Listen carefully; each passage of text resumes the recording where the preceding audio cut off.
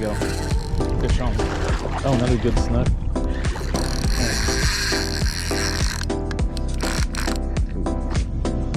So we're getting hit on the filter. There we go. Oh, good snook. That's red. He's probably going to be an overslot red. Joel. So we are back on the water. Fishing some skinnier stuff here. We've got mangroves over here to our left, as you can see. Got an incoming tide right now. It's about 11 a.m. right now. I think high tide's going to be around like 2 or 3. There's a minor, and then I think there's a high tide a few hours after that. But throwing on a Z-Man, unfortunately I forgot one of my tackle boxes. So with the artificials that I have, I only got a couple of jig heads and they're a little rusty. So I've got all my Z-Mans in here, but I don't have any of the Texas-eye jig heads or chin locks or anything like that, unfortunately. So just kind of rolling with what I got. I do got some live bait, greenies, also some live shrimp too. So we're gonna throw this around here.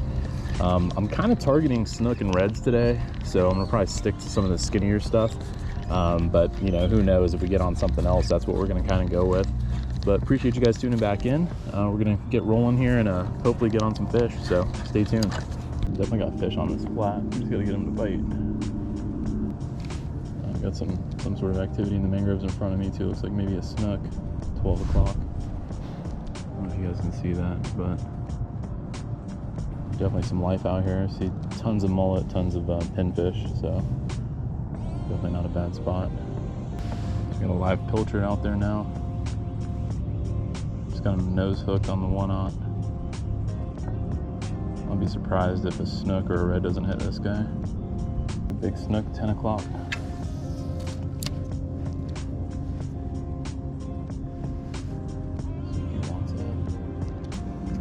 Alright, so I pulled up greenie number 1 and he absolutely got hit, probably by a snook or a red. I mean, there's a couple little teeth marks in there, but yeah, this guy got smashed by something.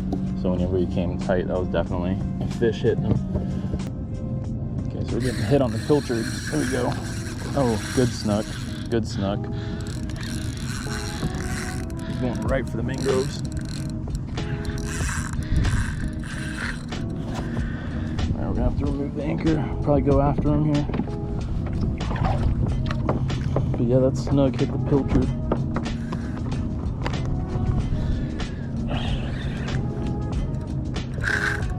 Ooh.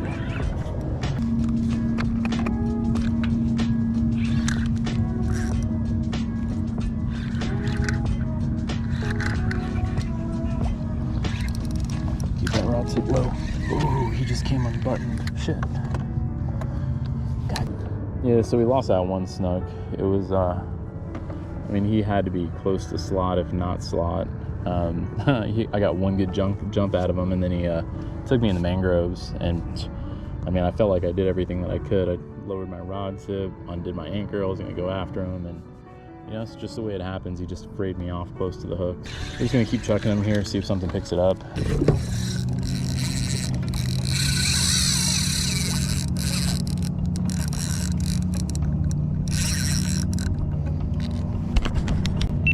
Alright, so we got fish on again. We're trying to let this guy, or not let this guy get in the mangroves like the last one did. So we'll try to keep him buttoned. Looks like possibly a good size red or snook. I'm actually in the middle of rigging up this other pole when he hit on a cut pilchard. It's likely going to be a red. No jumps out of him yet. He may be over slot. Should we try to keep this guy buttoned up?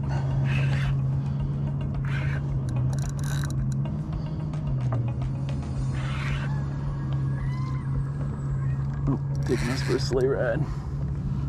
Behind the yak. Whew. That's red. He's probably going to be an overslot red.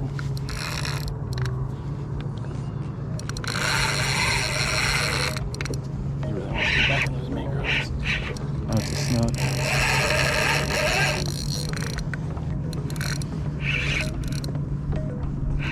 Ooh, he's so close to those mangroves too. Yeah, it is a snook. Good snook. Here's a good look at him here. Could be close to slot, if not over slot.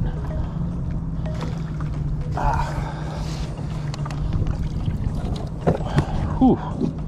It's a big boy. He may be over slot. Looks to be about 30, 32 maybe.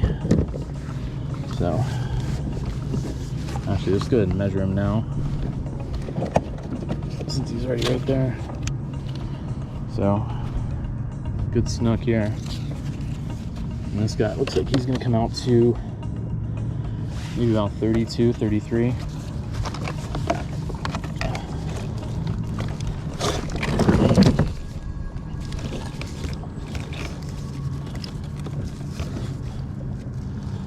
Awesome fish. Circle hook right in the corner. Whew, that was a good fight. Lost the first one. He was probably around the same size as this guy. So, good snook. He's hefty. Alright, this guy's big, so we want to make sure we support his belly. But there you go. Big snook. We'll actually go ahead and bag this guy. So I haven't had snook in a long time, and they are delicious. You just want to make sure you skin them. All right, so first snook of the day that we landed. Last one we lost, so this makes up for it for sure. Glad to have you on board, buddy. Thank you for your sacrifice. All right, and so since we kind of came out here to target snook, what I've actually got on is a 4500 Penn Spinfisher 6 tsunami carbon shield medium heavy rod. And I'm using 20-pound fluoro with 20-pound braid, and just got a 1/0 hook here, and then a little split shot, probably like a number 3 split shot, number 2, number 3. But yeah, they're on this flat. There's some reds on this flat too. Even saw a couple of good-sized sheep's heads. So I've kind of posted up here for a while now. So again, I've been seeing the fish, so I didn't want to move. I was real close to moving, especially when that boat rolled up. I'm really glad I did. So, you know, sometimes you guys see the fish, stick it out, you know, because at some point they will eventually bite. Whew, man, I'm still riding high from that snook.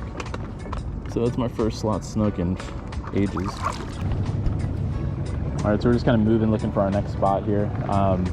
Saw a good amount of sheep's head and snook swimming around up here, so what we'll probably do is pull up on these little oyster bed flats here and see if we can maybe get some sheepies. Yeah, I saw some go by just now actually. But what we're gonna do is kind of roll up to here. I'm gonna slow down so I don't hit bottom. And then I'll probably throw out some shrimp. Also, still got some pilchards that I'm gonna cut up and throw out. That's what we got the SLOT SNOOK on. So kind of keep that trend going here and see if we can get on some more fish. As you can see, we've hopped out of the kayak. We're standing up on just some oyster shell bottom. I saw a ton of sheep's head and some snook swimming through here earlier. So I'm gonna throw around here. I've got a cut greenback on here, which, you know, obviously isn't gonna be good for the sheep's head, but, you know, I would like to maybe get something else big, maybe a snook or a red. So we're just gonna kind of throw out here, see what we can get. And I'll probably toss a live shrimp out here in a little bit too. Okay, we got something that's picking up our pilchard pretty hard here, so we might have it. Definitely good hits. Not really good, I'm not sure. Oh, here he goes. Here we go. Fish on. Oh, another good snook. Another good snook.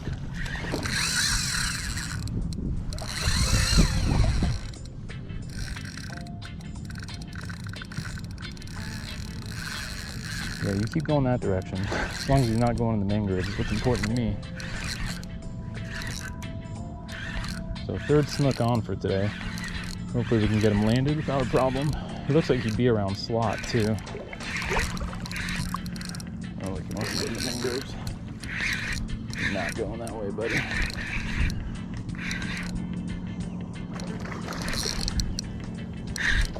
Rod low, keep it low.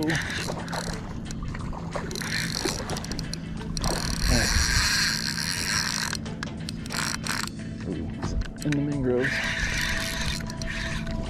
Oh, see him right here. Good fish.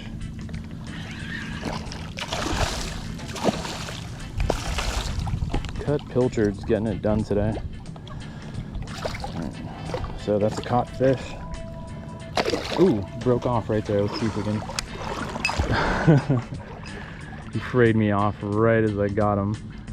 But he's a caught fish. We were gonna release him anyway. Sucks we didn't get the hook out of him, but it is what it is. So good times. Yeah, so those guys do fray off. I mean, their mouth is like sandpaper, so you can see that there. But that's cool. It's good enough for me. So would like to get a measure on him. He would have been close to slot. I don't know if he was quite there. Could have been like 27, 28. But either way, we got our slot already in the bag. So these guys are just for fun. We're gonna re-rig. I've got a couple of pinfish I'm gonna try out, see how those go, and we'll be right back at it. All right, so while I'm kind of waiting for a bite here, I figured this would be a good time to kind of go over my kayak setup. A couple of you guys in the comments were asking about my trolling motor specifically. It's a Minn Kota Endura, 35-pound thrust. This is a freshwater trolling motor. I'm religious about rinsing it off, freshwater rinse every single time I use it. And then I also hit it with Pledge to just kind of, you know, maintain its, you know, slickness and all that. I have it connected to a, this is a 50 milliamp hour lithium battery. I have this strapped to my kayak crate with this strap here, and then it's kind of bracketed in here with a zip tie. I've got it connected with a quick connect. So I did wire this in here, so this just pops right off. Super easy to get going. That way you're not messing with tools and things like that to connect it. The 50 mAh battery has been great. Lasts me the whole day. I mean, if you're like me and you fish, you know, 6 hours, 7 hours a day, whenever you go out, this is kind of the way to go. I probably wouldn't go less than 50. I did have a 35 milliamp. That was a pretty good hit. 35 milliamp hour battery that I did kind of run down all the way, you know, on a longer trip. So, you know, I would definitely go with 50 if you are looking for like an all day kind of thing. I'm usually within about a mile or two of where I'm fishing, but I do tend to move around a lot. So that's been holding up great. The way I have my trolling motor mounted is a Rail Blazer. This is a Rail Blazer kayak mount. This is a storm mount setup. So, you know, probably not the most ideal for anything like maybe 55 plus thrust. 35 pounds of thrust is good for this thing, but you can see it does have a little bit of wobble here. It's plastic, you know what I mean? This is all plastic, so I wouldn't, you know, get too crazy with a motor on this thing. But it does work good. I did mount it directly to the kayak, so I have these held in with well nuts. What they give you is nuts and bolts. So if you don't have access to the back, I would recommend getting well nuts, and I would probably go with long well nuts, like 1.5 inches, maybe 2 inches, just to make sure that it's really cinching down and you're getting below the plastic. But yeah, I mean, this is my setup here. It's done well for me. I've fished in it quite a few times. You know, not all of them are videos, but I mean, this thing has a lot of hours on it. I do rinse it off every single time I use it. I'm pretty good about taking care of my stuff, the reels, the motor, all that stuff. So I do keep it pretty well maintained. If you see here, I did add a fin to it. I forgot what that's called. What's it say on there? Bullnose rudder. So this is a bullnose rudder I got from Amazon. Does a little bit better with tracking. This thing's worked out well. I don't have a whole lot of complaint. I mean, it tracks good enough for me. I'm not maneuvering through mangrove tunnels a whole lot or anything like that. So it does kind of make wider turns, but you know, it's fine. If you're not fishing super strong current or, you know, something where you have to be very precise about where you're going, this gets you to and from where you need to go. If you decide to motorize your kayak, whether it's trolling motor, internal combustion, you do got to get it registered. So you got to go to your local DMV or the tax collector office, which here it's one and the same. But if you go there, you're going to show them a proof of ownership, title, whatever, and then they're going to go ahead and get you a registration number. And then you got to slap those numbers on the hull of your boat. These change all the time, so definitely check your local laws. I'm not a legal expert of any kind, but I believe it is a 3rd-degree misdemeanor if you don't. So just to kind of stay out of the trouble of the law or with the law, go ahead and just get it registered if you do plan on throwing a motor on there, which I believe you have to do within the first 30 days that you have it. So definitely make sure you're looking into that if you plan on motorizing your boat, yak, whatever. All right, guys, so that's gonna be a wrap for today.